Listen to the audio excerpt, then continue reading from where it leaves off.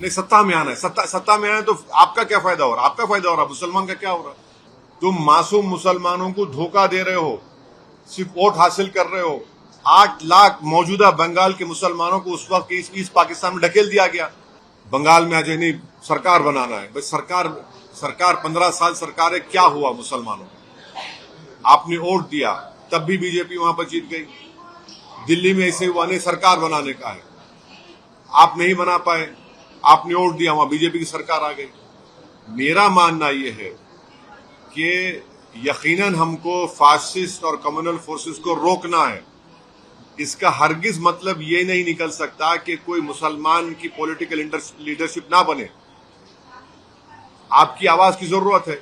आसाम में देखिए, आसाम में ही बोला गया 50,000 मुसलमानों को हेमंत बिस्व शर्मा की गवर्नमेंट ने उनको अनकॉन्स्टिट्यूशनल इलीगल तरीके से उनको बेघर कर दिया। फिर वहां पर बोला गया सरकार बनाने। क्या सरकार बनाए बताइए? अगर वही अजमल साहब के ज्यादा एमएलए जीतते तो आपकी एक इंडिपेंडेंट पॉलिटिकल वॉइस भी होती वहां पर।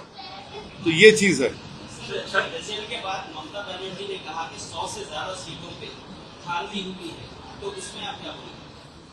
अब वो बताए, आप लोगों को प्रूफ करें कहां धांधली हुई, उनको वो बता सकते हैं, क्योंकि वो तो 15 साल से सीएम रही हैं। अब वो आप लोगों को बताए क्या क्या हुआ, क्या नहीं हुआ। मेरा मानना यह है कि एक वजह एसआईआर भी थी, मगर ममता बनर्जी 15 साल से सरकार में थी और वो देख रही थी कि बिहार में एसआईआर का क्या हुआ। तो उनकी पार्टी ने, उनकी सरकार ने जितने नाम कटे गए, उनको हेल्प क्यों नहीं किया आपने? आप सुप्रीम कोर्ट चले गए, एक सिंबोलिज्म था वो।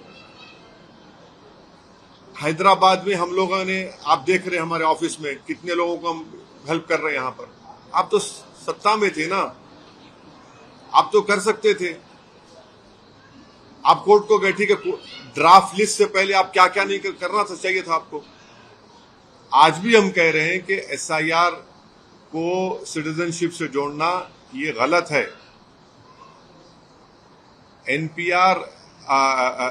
एनसीआर का कानून है जो मिनिस्टर ऑफ होम अफेयर्स में आता है। तो मैं आपके जरिए से जहां जहां अब एसआईआर होने वाला है वहां की आवाम से अपील करूंगा कि आप अपने मैपिंग करवाइए और सही तरीके से स्पेलिंग मिस्टेक्स होने मत दीजिए।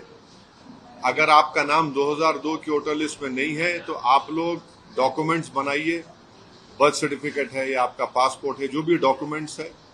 और महाराष्ट्र में और तेलंगाना में तो हमारे हेल्प डेस्क सेंटर्स चल रहे हैं।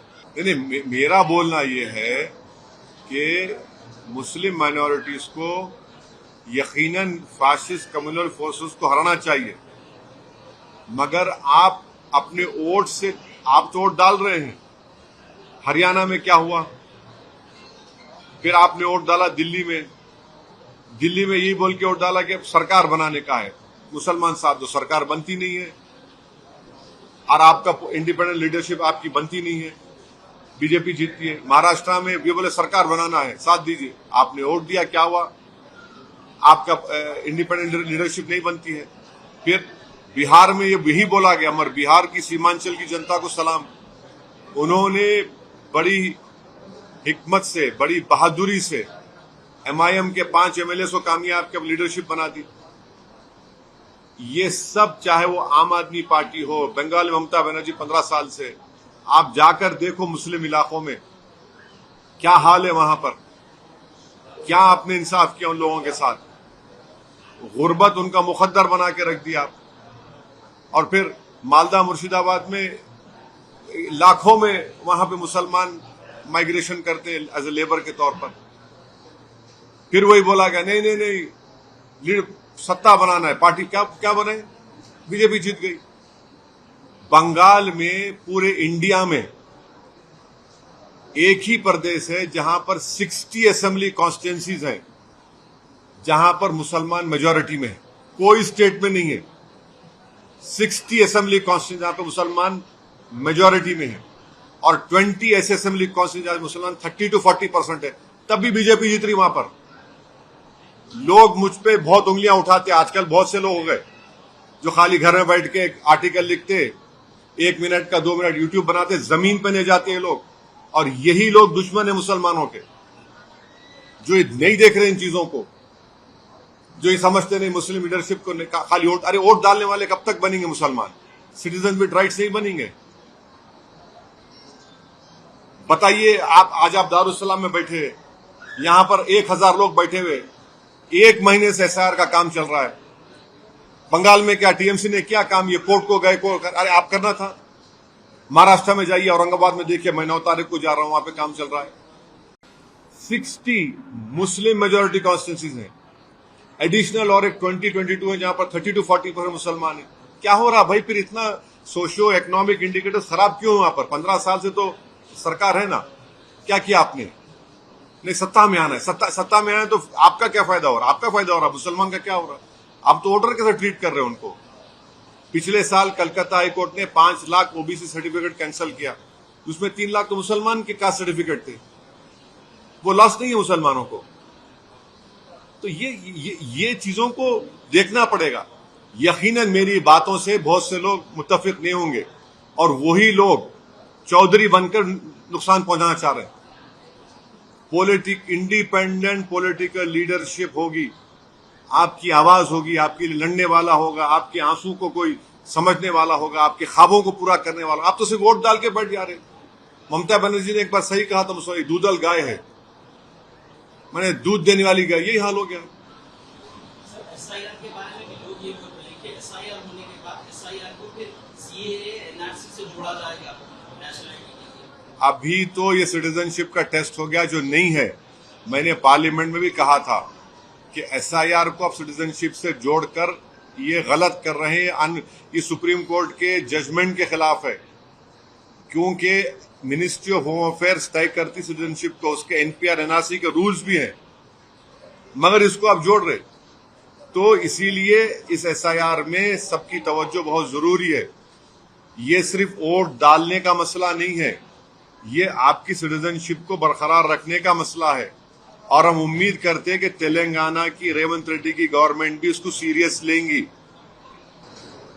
अब उनके उस पर मैं कैसे मैं इतना तो बोलूंगा कि अगर आसाम में अजमल साहब के और मेरे ख्याल से आराम से 6 से 7 एमएलए जीत सकते थे, मगर वही पुरानी बात सरकार बनाने का। अबे सरकार नहीं बना सकते भाई तुम लोग, तुम मासूम मुसलमानों को धोखा दे रहे हो, सिर्फ वोट हासिल कर रहे हो। नुकसान किसको होगा आसाम में? अब 50,000 तो निकाल दिए, बेघर हो गए। अगर एआईडीएफ के ज्यादा एमएलए जीतते, आपकी ताकत दिखती थी ना वहां पर। देखिए, मरने के बाद मेरी खबर पे आके फूल चढ़ाना मेरे से मोहब्बत नहीं है, मुझे बचाना मेरी मोहब्बत की निशानी है। मेरे मरने के बाद खबर पे आके फूल चढ़ा रहे हो, बड़ा हमदर्द नहीं भाई, मुझे जिंदा रखो आप।